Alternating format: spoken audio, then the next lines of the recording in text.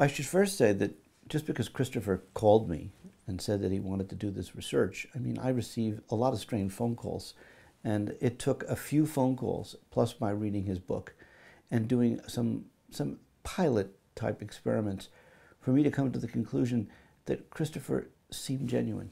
And not only that, he was willing to come to the University of Arizona. He was willing to fly across the country on his own expense, stay in a hotel at his own expense, because I didn't have any money for this kind of work, in order to show to me and the rest of the world that what he did was real. And he was also willing to do this under controlled scientific conditions. And so because of that, and because of his sincerity, I felt that Christopher deserved the opportunity to show what he could do.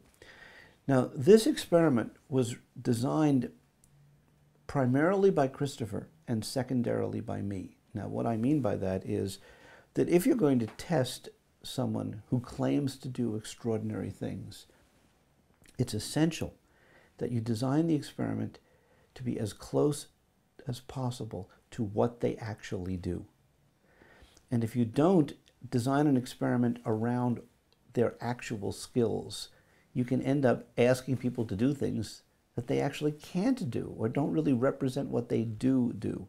So what I did was I asked Christopher to explain to me what are the different kinds of experiences that he had, what did he think that he could do, and then as we discussed this, he and I designed an experiment that would, if it came out positive, and I mean really positive, would therefore lead us to the strong conclusion that there was something very real here. We were not trying to design the perfect experiment.